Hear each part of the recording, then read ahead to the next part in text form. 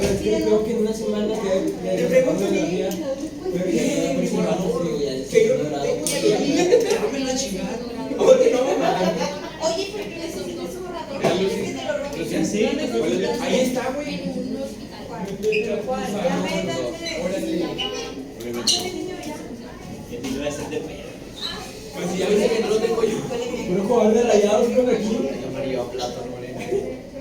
¿A qué sabe? ¿A qué sabe? ¿A qué huele? Ah, sí, huele a chiquita. Mira.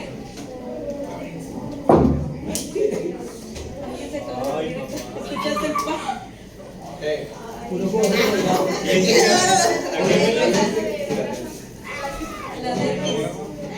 ¿A qué huele? Se lo vamos a estar pidiendo cada rato. Pero mi carotazo. Al menos no se van a hacer. Yo sí lo puse mucho. Los comprendo. Yo los comprendo. Yo los había usado, pero no ¿sabes cuánto me costaron? Me costaron 30 pesos. Está súper barato. Sí, pero costó combinación de dolor. No, pero no todo. O sea, se reventó los ligamentos, Sí. daños en meniscos, le pusieron niños cadáveres, se estuvo fea. El otro estaba a punto de irse a jugar en Dallas, ya lo veía yo ganando dólares. Entonces voy a la prepa, le digo a la secretaria académica de su prepa que pues no va a poder ir, no pudo participar porque lo operaron.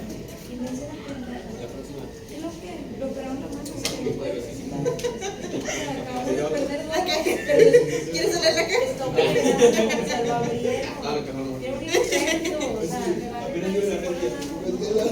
muchacho anímicamente no está dentro de su cabeza para presentar. Dame mi pinche justificante. Y me fui. De modo, señora, es que dicen que puede salir del topo, pero el topo nunca sale de ti. Y no estoy hablando de otra cosa. Ok, ya, vamos a empezar. Puro jugador de Rayados. Ven, hija, nomás te lastimaste y todos quieren. Yo les pongo atención a todos, hombre. Oye, no, pues chécate el tobillo. Es que, también, ¿qué estás haciendo? ¿Te estás poniendo frío y calor? ¿Estás sin moverlo? ¿Y una bota mecánica? A ver, huele este.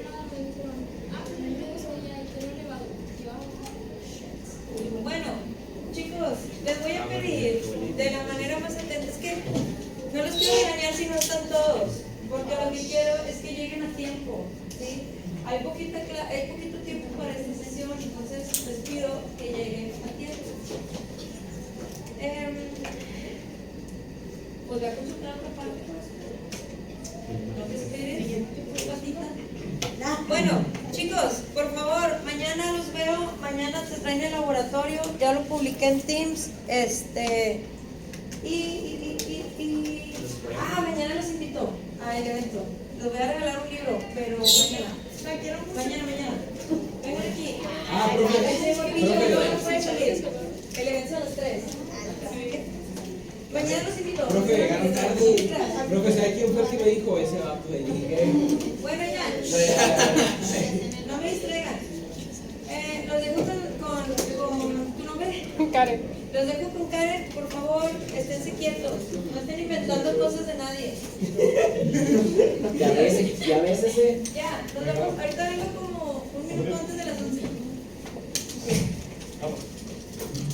Hola, ¿cómo están? Si se anotaron la semana pasada con una palomita y si no estaban, pues anotan su nombre abajo. Bueno, la clase pasada estábamos viendo. Sí. La poesía en México en la primera parte del siglo XX. Bueno, para avisarles, al final de la clase quiero hacer una actividad en equipo para que vayan pensando más o menos con quién van a estar, de 4 o 5 personas, para no perder mucho tiempo en eso. Bueno, y ahora vamos a ver la poesía en México a finales del siglo XX. Pero primero quiero empezar hablando un poco sobre qué es la poesía. ¿Ustedes qué entienden o qué saben por eso? Sí, adelante.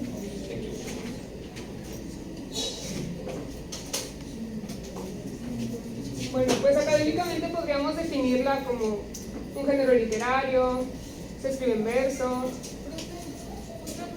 Sí, adelante. Pero, ¿qué es la poesía en sí? Adelante. ¿Nadie tiene nada que decir? ¿Sí? Un escrito donde puedes expresar sentimientos. Sí, se suele decir mucho eso, que la poesía son sentimientos.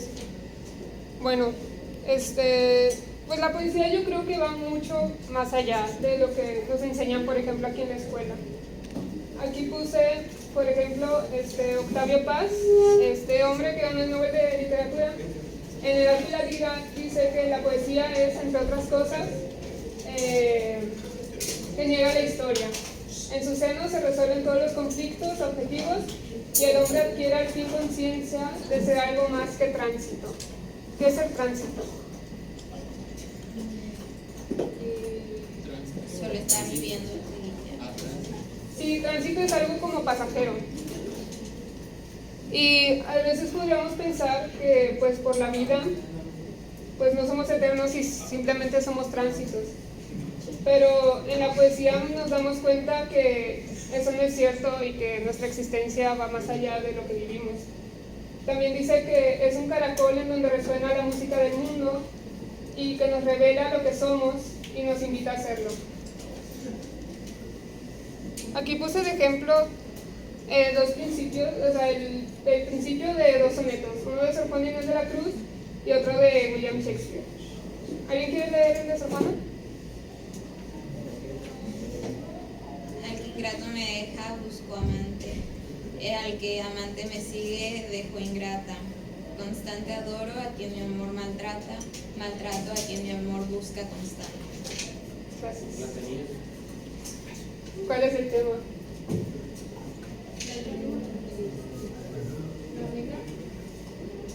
Que llevas la contra el que no correspondes las cuestiones. Sí, es como un amor no correspondido, ¿no? O sea, de que el que me gusta no me corresponde y al que yo le gusto a mí no me gusta. Entonces, este poema lo escribió Sor Juana, es del siglo XVII, es barroca, hace 400 años.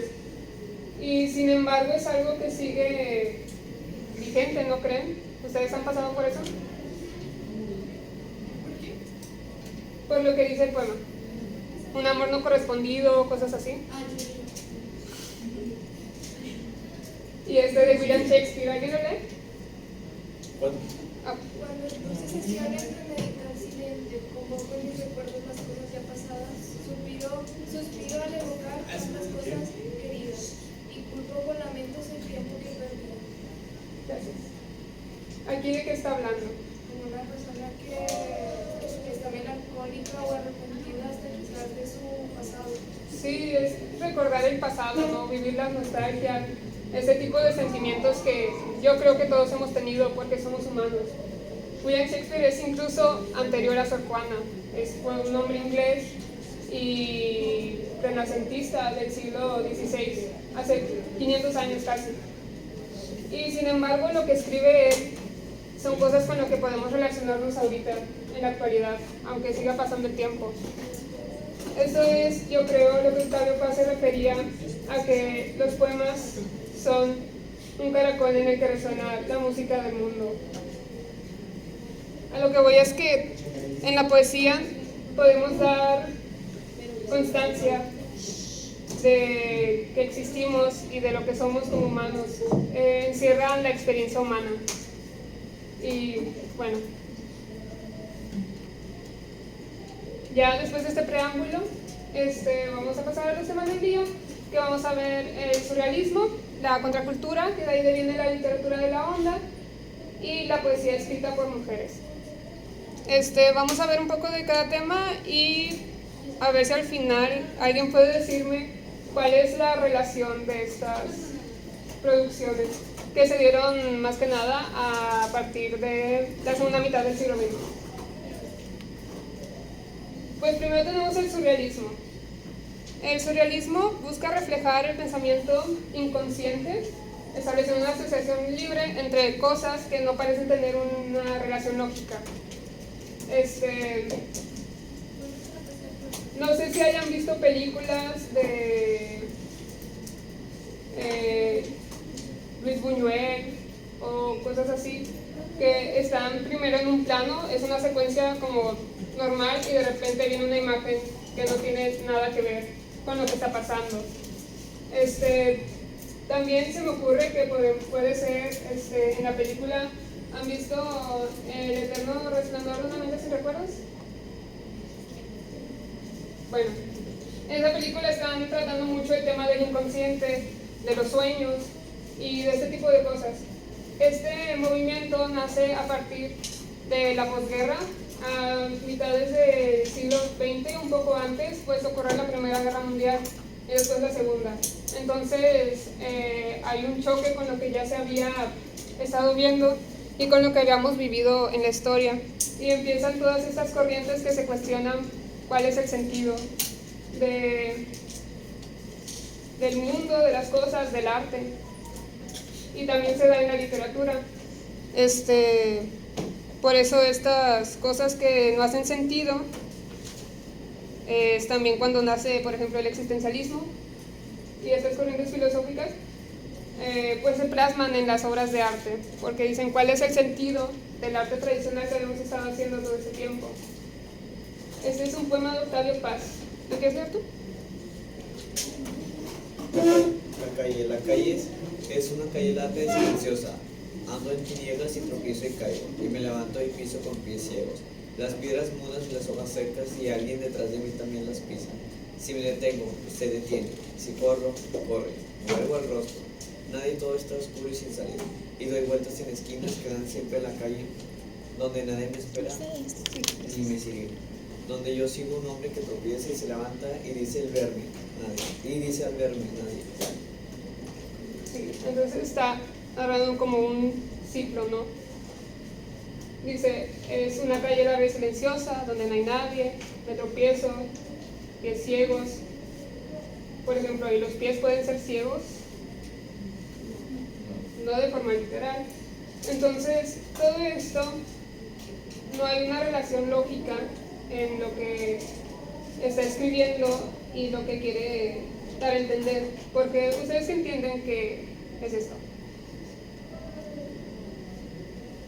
Como también todo generar una metáfora, ya sea a la vida o a algún momento que está pasando, como de que siente que es lo mismo y no puede salir de ese bucle. Sí, como la confusión, la rutina, ese tipo de cosas, ¿no?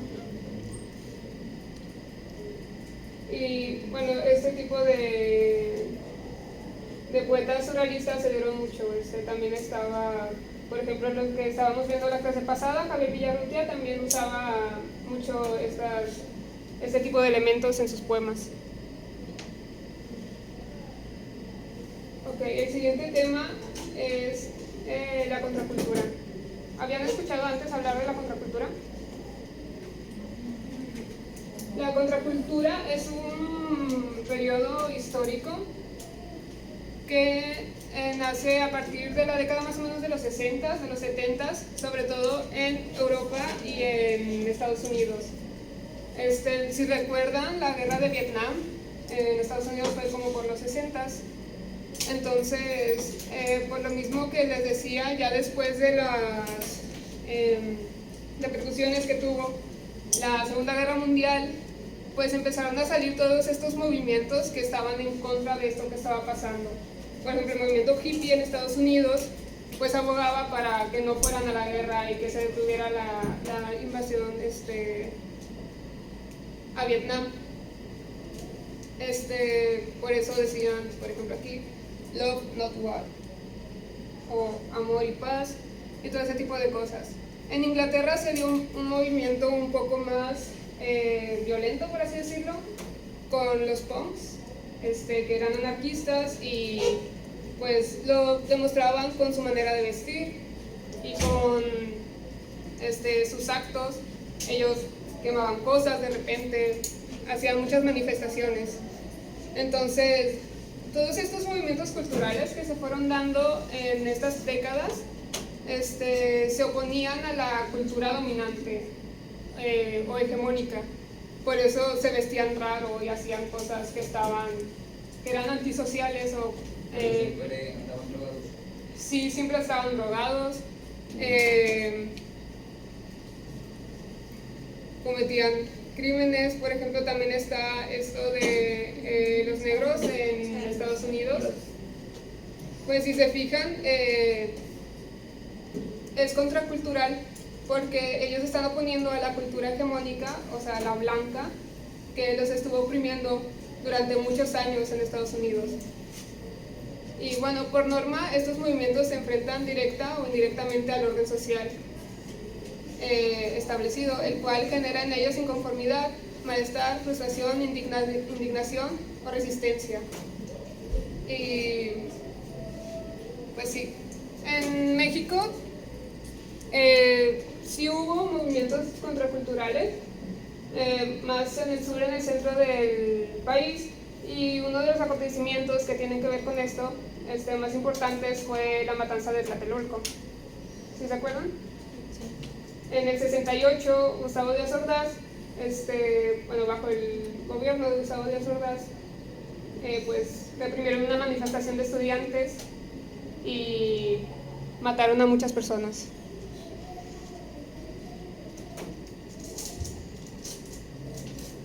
Bueno, a partir de esta contracultura, del contexto de globalización que empezó a haber en México, surgió este género o movimiento literario que fue la literatura de la onda. ¿Habían escuchado hablar de la literatura de la onda antes? Bueno, era un tipo de literatura que Margot Glantz, una crítica literaria, y Carlos Monsiváis, pues al principio lo veían como que no tenía chiste, ¿no? Como si no fuera literatura, baja literatura o cosas así. Porque lo que hacían ellos era tomar todos estos elementos de la cultura popular que se estaban empezando a dar, por ejemplo, el rock and roll, las drogas, las películas en inglés que estaban empezando a llegar a México, y bajo todo ese, ¿cómo decirlo?, esas cosas, pues escribían según su mundo, ¿no?, y sus inquietudes. Eran gente muy joven. Por ejemplo, José Agustín, cuando escribió La tumba, se publicó en 1964, pero cuando tenía él 20 años, pero él ya la había escrito desde los 16. O sea, ya había escrito una novela desde los 16. Y pues bueno, ¿ustedes qué edad tienen? 17. Sí, pues o sea, está muy padre porque esta es literatura escrita por jóvenes y para jóvenes de esa época. Entonces ahí representaban todo eso.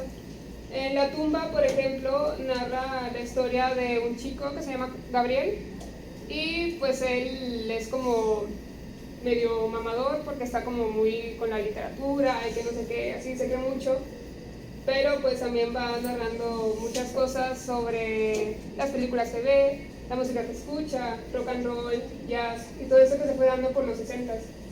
Por ejemplo, en la novela pone dentro de este poema que se supone que escribió Gabriel, y ni siquiera está usando español. Primero tiene versos en inglés y luego en francés, porque esta internacionalización era como muy vista para los jóvenes.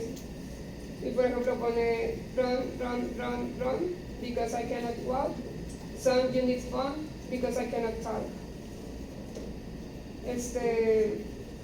Son versos un poco sin sentido. Y bueno, con Margarita Dalton, en La Larga Sinfonía en D, es una novela que literalmente no hay trama, nada más son 3 personajes y es su experiencia bajo el LSD o el ácido lisérgico. Y en el principio de la novela hay una recomendación, que es esta que puse aquí, dice: ante todo, este libro debe leerse con los ojos abiertos, y nada más se repite.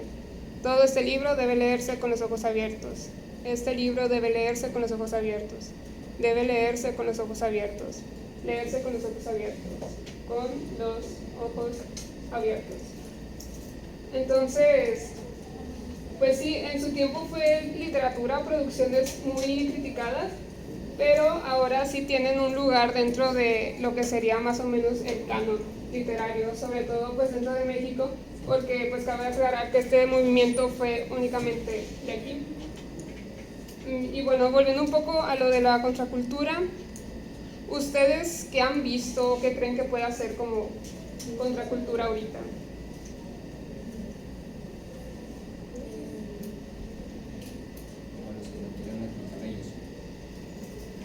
Ajá.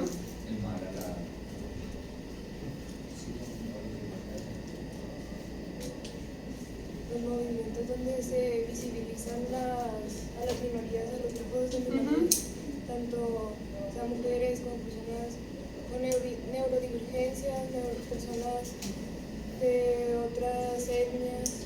Sí, exacto. O el colectivo LGBT, por ejemplo, también. Sí, porque todos estos grupos lo que hacen es ir en contra de lo que ya se ha establecido como lo que debe de ser. Y así, en cuanto a producciones, pues ahorita es como muy normal ver series o ver películas donde haya uso de drogas, donde haya todo esto que encierra la juventud, pero pues para su momento esto fue como muy revolucionario porque no había nada dentro de la tradición literaria que describiera este tipo de experiencias. Y bueno, ahora pasamos a las mujeres en la poesía. Y este apartado es importante porque históricamente las mujeres habían sido excluidas prácticamente. No se les permitía educarse o estudiar y se consideraban como seres inferiores que no podían pertenecer a los grupos intelectuales, por ejemplo. No tenían voto, o sea, hasta el siglo pasado. Y pensaban que su cerebro era más pequeño. Sí, empezaban a sacar estas como cuestiones biológicas que justificaban esto cuando pues en realidad no hay nada fisiológicamente que dicte que una mujer no pueda ser inteligente o no pueda escribir en este caso, ¿no? En la literatura. Pero, o sea, como hemos visto, existieron mujeres que se oponían a lo que la sociedad decía que debían ser. Por ejemplo, Sor Juana, el caso de Sor Juana que la vimos ahorita, ella en el siglo XVII era la Nueva España, o te casabas o te hacías monja. Y fue lo que ella hizo, prefirió irse a estudiar en un monasterio donde ahí podría leer y escribir. Y Sor Juana, por ejemplo, ahorita la conocemos mucho, pero fue ignorada durante siglos. Y apenas más o menos hasta el siglo pasado se fueron recuperando sus obras. Y todo esto se prolifera en el siglo XX, pues gracias a los movimientos feministas como los sufragistas en Estados Unidos, que empezaron con esto del voto, como decía, ¿cómo te llamas? Rudy. Como decía Rudy. Y pues que se fueron dando más, o sea, de que con la contracultura empezaron a salir los grupos feministas y pues empezó a dar más esto, ¿no? Por ejemplo, en el caso de México tenemos a Elena Garro, ¿la conocen? Ella fue esposa de Octavio Paz, de hecho. Y en este fragmento de poema que puse aquí, siento que se puede relacionar con el que vimos hace poco de Octavio Paz. Entonces, ¿alguien lo lee? Yo. En la memoria hay rejas y un brazo de mar, azul y solitario, abriéndolas, cerrándolas, en un ir y venir de espumas. Un río que recorre entre los muebles, árboles, adentro de una biblioteca. Unas palabras que navegan sobre las mesas de un café. Un puente abierto a los amantes y un caracol acumulando cantos en la playa. En la memoria avanzas alta marea en llamas y retrocedes sobre la arena quemada por tu paso. Ok. Sí, notan que hay elementos del surrealismo aquí en este poema. Está relacionando cosas que no tienen un sentido lógico en realidad, pero que dentro del poema cobran sentido, ¿no?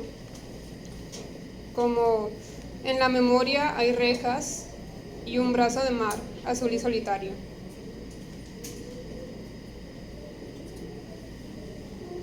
¿Esto a qué le suena? Abriéndolas, cerrándolas en un ir y venir de espuma. Puede ser o refiriéndose a los ojos o simplemente como de que recuerdas algunas cosas a veces y otras no. Sí, y pues en ese sentido en que es de los recuerdos o esta nostalgia se parece también al de Shakespeare, ¿no? Al menos en temática. Entonces, si se dan cuenta que todo se va repitiendo nada más con otras palabras. Eso es a lo que me refería con la experiencia humana. También tenemos a Pitamor. Este es un poema muy famoso de ella. ¿Alguien quiere leerlo? Soy vanidosa, despota, blasfema, soberbia, altiva, ingrata, desdeñosa, pero conservo aún la tez de rosa. La lumbre del infierno a mí me quema, es de cristal cortado mi sistema. Soy ególatra, fría, tumultuosa, me quiebro frágil como mariposa. Yo misma he construido mi anatema. Soy perversa, malvada, vengativa, es prestada mi sangre y fugitiva. Mis pensamientos son muy taciturnos. Mis sueños de pecado son nocturnos. Soy histérica, loca, desquiciada, pero la eternidad ya sentenciada. Gracias. Se llama Letanía de mis defectos. Está bueno. Sí, ¿verdad? Sí, este poema me gusta mucho porque es también estar adoptando esta parte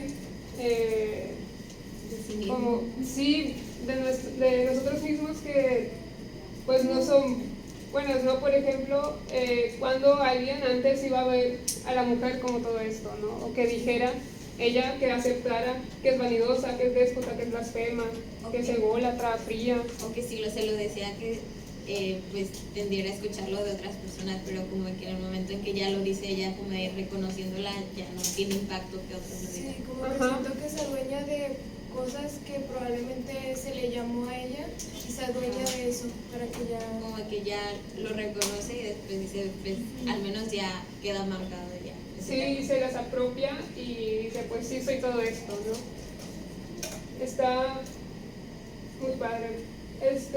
Ahorita se les ocurre, no sé, alguien que haga esto.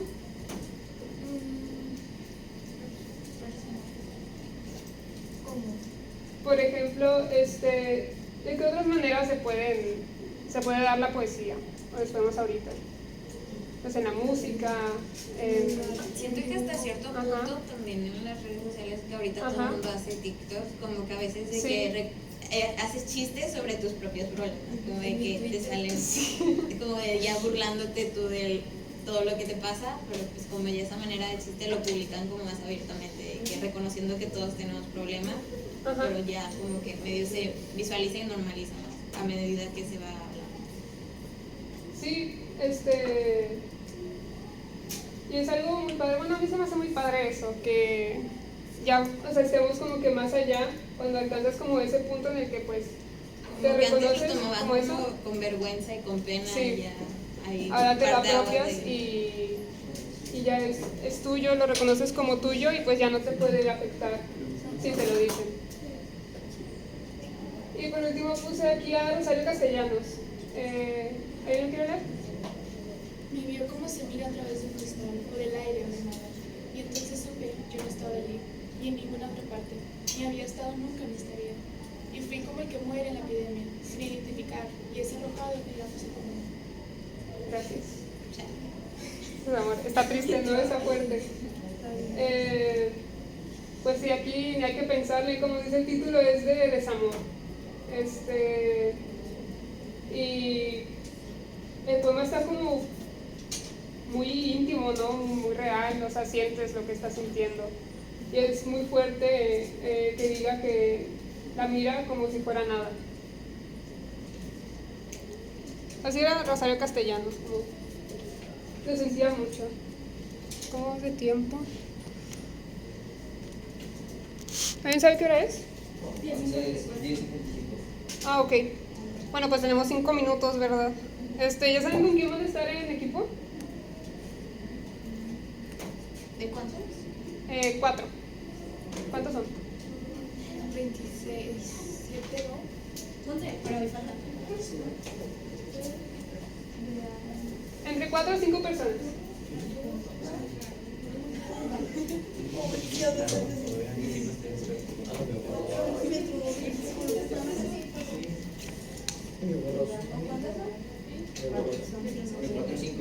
Sí.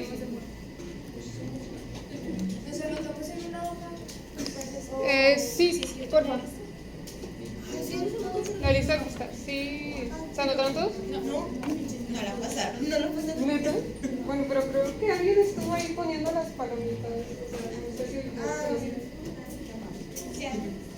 ¿Sí están? Sí, yo. Ajá.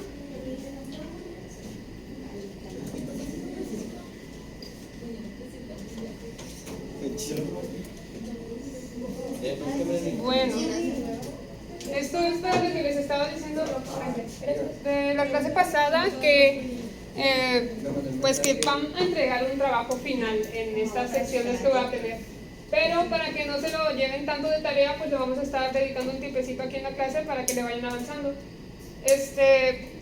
Por ahora, lo único que quiero que hagan es que escojan una de estas obras. Si tienen alguna recomendación o les gustó otra que hayamos visto, pueden agarrar esa. Y solo quiero que investiguen sobre esa obra y lo anoten. O sea, anoten los datos, en qué año se publicó, quién es el autor, y qué género es. ¿De todas? De nada más una. Escojan una nada más.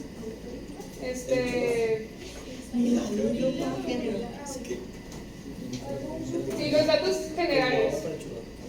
Literalmente lo que buscan y lo primero que se les aparece, de que el año que se publicó, el género al que pertenece, si es novela, si es cuento, si es poema, si es obra de teatro.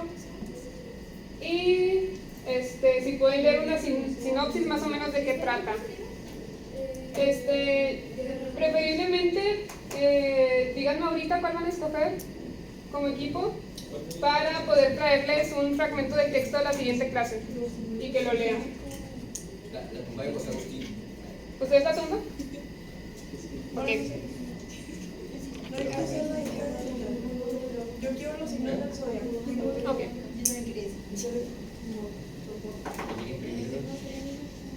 Bueno, está bien. Es que Estaba peleando con mi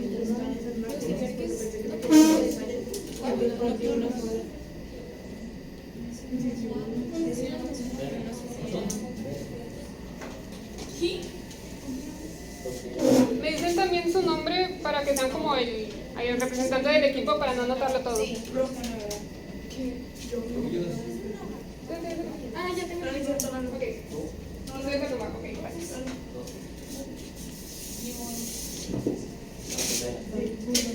Dice que saluda el nombre. ¿Mande? ¿Todo el nombre completo? Si quieres el primero y el apellido nada más.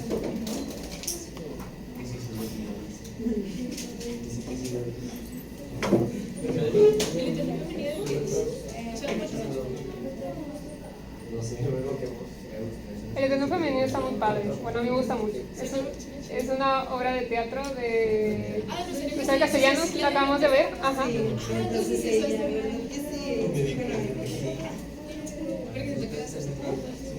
Bueno, yo no miro. Primero levanta el círculo. Sí, yo chequé los otros. Sí, no,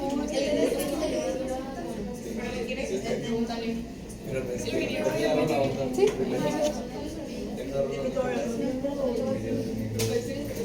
¿Dónde estamos? ¿Dónde estamos?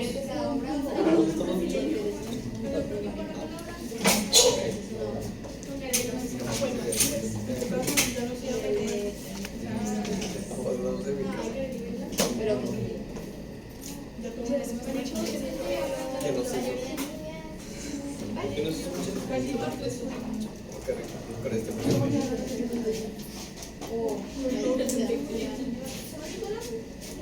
mi mamá siempre me hace esa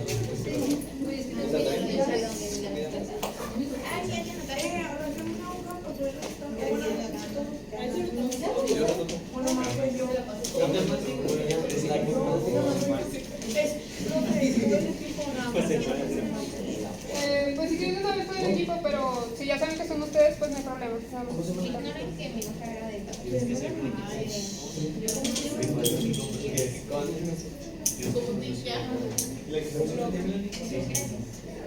Pero está disponible. Aunque sea de 6, puede ser. De 6, sí, está bien. Ya me está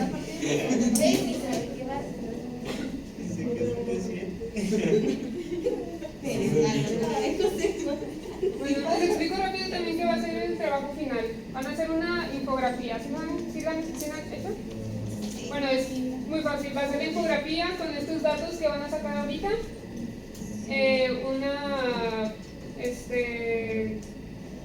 Más o menos un bagaje del contexto histórico, social, cultural que estaba en México cuando salió. O sea, por ejemplo, si tienen lo de la tumba, pues pongan un poquito de la contracultura. O si agarran lo de el eterno femenino, pues gracias. Lo de las mujeres y esas cosas, ¿no? Con imágenes y así. Sí pueden trabajar en Canva aquí, por ejemplo, ¿no? Entonces, pues sí, eso va a ser. Y bueno, la próxima clase les voy a traer fragmentos de las obras que escogieron y para que me redacten o si quieren decirme como un comentario sobre lo que les pareció la obra. ¿Sí?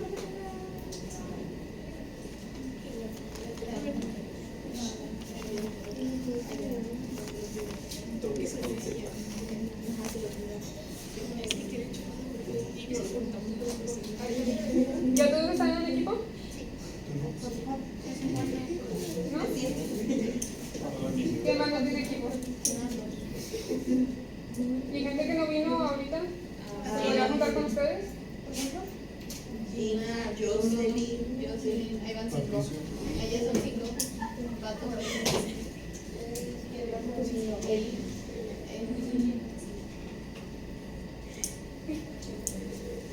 Igual les digo, estas son las recomendaciones que les traje yo, pero si ustedes tienen una obra que les guste, con que sea de México y contemporáneo, está bien, pueden agarrar esa obra también. ¿Cuánta responsabilidad? no olvido las sandalias. ¿Qué va a ser? Ya no ando en eso. Ya no ando en eso.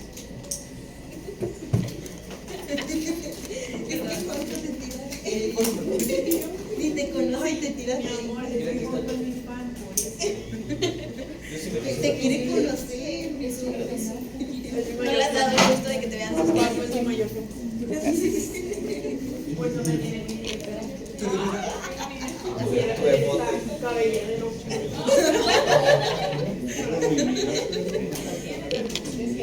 Es que no tiene. Por eso.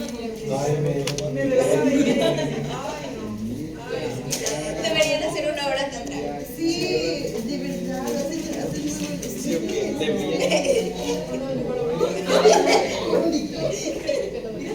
temprano. Qué puntualidad la tuya.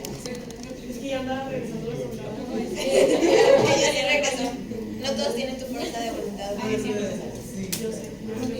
Mañana me caigo. Sí, pero es viernes. El lunes recae. Ella también no puedes recaer en un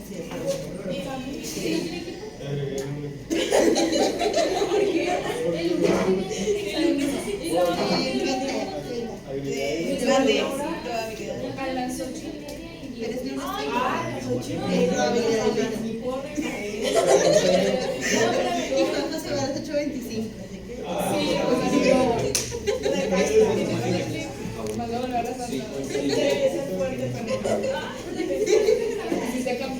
No puede ser siempre tan bueno. Es humano. Mañana voy a empezar a las 2 y yo mañana ¿Cuánto llevas en tu trabajo? 2 meses.